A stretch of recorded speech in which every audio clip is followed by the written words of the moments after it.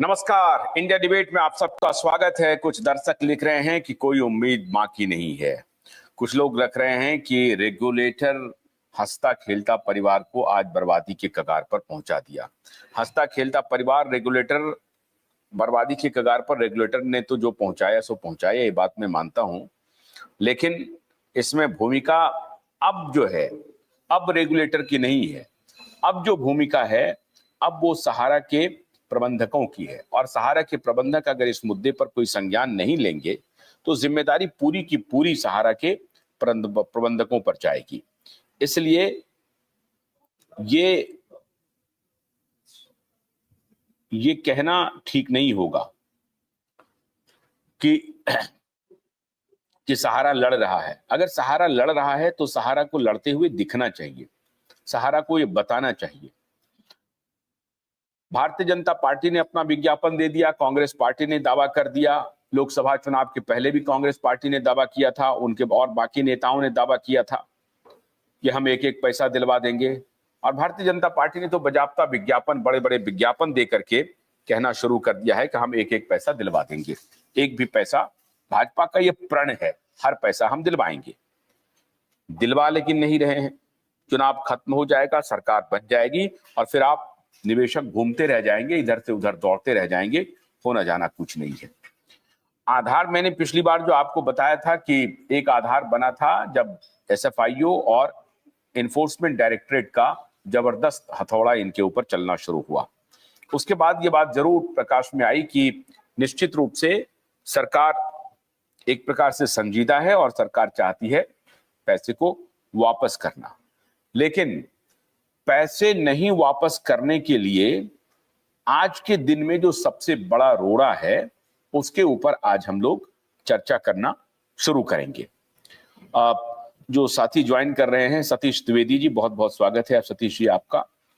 सतीश जी, कोई अपडेट प्रबंधन की तरफ से अभी तक मिला है? कोई अपडेट मिला है? क्या कर रही है? दफ्तर खोल रही है, नहीं खोल रही है? अभी तक कहा जा रहा था दीपावली में खुल जाएगा, दीपावली का इंतजार कीजिए। दीपावली भी चली गई, छठ भी चली गई अब, और कन्हैया कुमार भाग गए हैं। मैं कन्हैया कुमार से अनुरोध करता हूं, कन्हैया जी आइए ज्वाइन कीजिए। आपने सुपारी ली थी कि हम जो हैं, हमारा दफ्तर खुलने जा रहा है, सबको सब कुछ मिल जाएगा, वो कहां गया? और इसी प्रकार से हर साल दिवाली बीत रही है, हर साल दशहरा बीत रहा है, हर साल छठ के पूजा खत्म हो रहे हैं, लेकिन पैसे लोगों के नहीं मिल रहे हैं। हमें जो जानकारी मिल रही है, प्रबंधन के कुछ लोग बारे न्यारे कर चुके हैं। प्रबंधन के कुछ लोगों ने अपने अपने पैसे को निकाल करके फरार होने में कामयाबी प्राप्त कर ली है। कुछ लोगों का मेरा मतलब है जो टेरिटरी मैनेजर हैं, जो जनरल मैनेजर हैं, या जो कुछ भी इस तरह के पदों पर जो लोग हैं, वो वाकई में क्या पैसे निकाल लिए हैं, इसलिए वो लोगों को गाली गलौज कर रहे हैं। और बेचारा फंस गया है कार्यकर्ता, और वो निवेशक जो कार्यकर्ता के रूप में भी है, जिसकी संख्या मैंने आपको पहले ही बताई थी, 50 से 60% उनकी संख्या है, जो कार्यकर्ता भी हैं और निवेशक भी हैं। आज इसी मामले में सतीश जी, अभी सच्चाई क्या है, जरा बताइए। धन्यवाद पाठक जी। लाइव में जो भी साथी हमारे जुड़ रहे हैं या लाइव को देख रहे हैं, सभी को मेरा प्रणाम। दीपावली की हार्दिक शुभकामनाएं। लोग कमेंट कर रहे हैं, छठ की हार्दिक शुभकामनाएं। और अभी आप कह रहे थे कि प्रबंधन के लोग एक्शन में आना चाहिए, तो यहाँ थोड़ा एक मैं प्रकाश डाल दूं। हाँ, प्रबंधन के लोग अवक्ता के साथ एक्शन में तो हैं, लेकिन देने के मूड में नहीं है। अभी हम कंज्यूमर कोर्ट ग्वालियर से लौटे हैं और वहां बड़ी टीम आई थी। आज 5 से 7 एडवोकेट थे और ये कहते नजर आए कि सुप्रीम कोर्ट में स्टे मिल गया है, कोई भी केस की सुनवाई नहीं होगी, जबकि ऐसा नहीं हुआ है। 8 तारीख की सुनवाई में, नवंबर की में डेट बढ़ गई है, 7 जनवरी 2025 डेट आगे बढ़ गई है। होटल के संदर्भ में जो डेट था। बाकी अभी कोई भी प्रक्रिया सुप्रीम कोर्ट से ऐसा कोई स्टे का मामला नहीं आया है।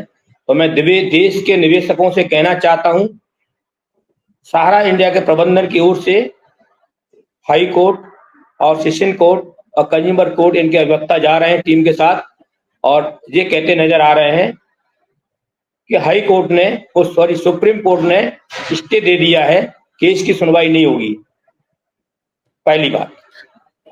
दूसरी बात, आपने कहा क्या ऑफिस इनका कोई खुल रहा है, प्रबंधन की ओर से कोई खबर आई है?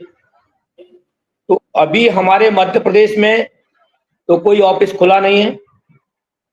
दूसरा, जितने हमारे साथी हमारे साथ अटैच हैं या हमारे देश भर के लोगों से वार्तालाप होती है, प्रबंधन से कहीं भी कोई भी खबर नहीं आई है, किसी प्रकार की कोई खबर नहीं आई है। प्रबंधन के लोग बिल्कुल शांत तरीके से बैठे हुए हैं। ये जरूर है, ज्ञानदान वाले जो अपना मोर्चा खोल के बैठते हैं या जो बात करते हैं, वो कहते हैं कि चिंता मत करो, धैर्य बना के रखो। एक खबर जरूर आई है, नहीं, वो भी एक बात जमा बताइए, कर। एक मिनट। हाँ, क्या क्या खबर आई है? हाँ, बोलिए। एक खबर जरूर आई है जो कि प्रबंधन की ओर से नहीं आई है, फ्रेंचाइजी गार्जियन की ओर से नहीं आई है, जमाकर्ता के माध्यम से आई है। कितनी सच्चाई है कितनी सच्चाई नहीं है वो तो हम, क्योंकि हमारे पास प्रमाण नहीं होता तो हम बात रखने में थोड़ा हिचकिचाते हैं। ये जरूर कहा है कि प्रबंधन ने जहां डिफिशियंसी का खेल हो रहा है वहां पर एक स्टाम्प पेपर पर साइन लिया जा रहा है, और ये कहा जा रहा है कि स्वेच्छा से एजेंट ने और इन्वेस्टर ने कन्वर्जन रियल एस्टेट, क्यूशॉप और क्रेडिट कोऑपरेटिव सोसाइटी और फाइनेंशियल का किया है। ये स्टाम्प पे साइन लिए जा रहे हैं और ये स्टाम्प कलेक्ट किया जा रहा है देश भर में, ऐसा हमको इन्वेस्टर ने बताया है। अभी मेरे पास उसका प्रमाण नहीं आया है, तो हम इस बात को कौन ले रहा है? कन्वर्जन प्रबंधन ने किया है। ये स्टैम्प पेपर पे लिखवा के किससे ले रहा है? कौन ले रहा है? क्या सरकार की एसएफआईओ ले रही है? कौन ले रहा है? ना, प्रबंधन के लोग ले रहे हैं। प्रबंधन के लोग ले रहे हैं, एजेंट से और इन्वेस्टर से। ऐसा इन्वेस्टर ने हमको कहा है, लेकिन उसने अभी अब तक हमको प्रमाण नहीं दिया है। ऐसा उसने कहा है कि स्टाम्प पेपर पे ये लिया जा रहा है कि आपने स्वयं ने, एजेंट ने इन्वेस्टर की इच्छा के अनुसार कन्वर्जन रियल एस्टेट का किया और उसका क्यूशॉप का किया और क्रेडिट कोऑपरेटिव सोसाइटी में पैसा लगाया कन्वर्जन के माध्यम से। ऐसा प्रमाण हमारे पास अभी आया नहीं, जैसे आएगा मैं प्रमाण आपको मंच पर आपको दूंगा। ऐसा हमारे पास कई 3-4 जगहों से। कोर्ट में क्या वकीलों ने प्रबंधन को यह राय दी है कि अगर आप ये साबित कर सकें कि जितने भी निवेशक हैं उन्होंने अपनी स्वेच्छा से कन्वर्जन किया, तो ये हम बता सकेंगे कोर्ट में कि हमने पैसा दे दिया। उन्होंने कहा कि भाई मेरा पैसा हमको क्यों दे रहे हैं, मैं रियल एस्टेट का पैसा क्यूशॉप में आप कन्वर्ट कर सकते हैं, और ये हमने उनके सहमति से किया है। हमने ऑटो कन्वर्जन नहीं किया है, हमने कोई घालमेल नहीं किया है। इसके मुतालिक आप कह रहे हैं कि वो निवेशकों से लिखित ले रहे हैं, ये कह रहे हैं? जी। इसका क्या उद्देश्य है? क्या निवेशक देखिए सर, ये प्रबंधन के लोग क्या करना चाहते हैं, क्यों ले रहे हैं, ये तो प्रबंधन के लोग सर जानेंगे। ये तो हमारा कहना या हम कुछ कहें तो संभव नहीं है। तो क्यों ले रहे हैं? क्योंकि इन्होंने शुरू से ही, आज जो हमारे 12 लाख कार्यकर्ता बिलख रहे हैं, परेशान हैं, तो 12 लाख कार्यकर्ता एक विश्वास आकर के, जो व्यक्ति भारत माता की छवि पर माल्यार्पण कर पूजा करे, राष्ट्रगान का रिकॉर्ड बनाए और कई बड़ी हस्तियों को बुला करके सारा शहर में कार्यकर्ता के सामने संबोधन कराए और उनका स्वागत करें, तो हमारा कार्यकर्ता ये समझा कि कंपनी अच्छी है और हम कहीं से कहीं तक भी असुरक्षित नहीं है, सुरक्षित हैं। जो कि आज सबसे बड़ा विश्व का घोटाला हमारे कार्यकर्ता के साथ हुआ।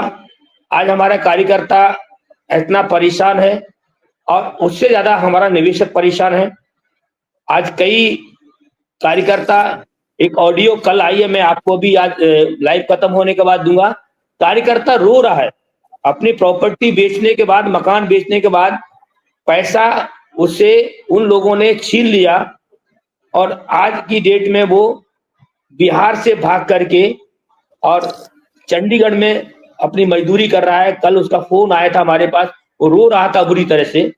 तो ऐसे कई लोग हैं जो बेचारे कमजोर वर्ग के थे, उन्होंने सारा में काम किया, छोटी मोटी पूंजी उनके पास थी वो भी जमाकर्ताओं ने उनसे ले लिया।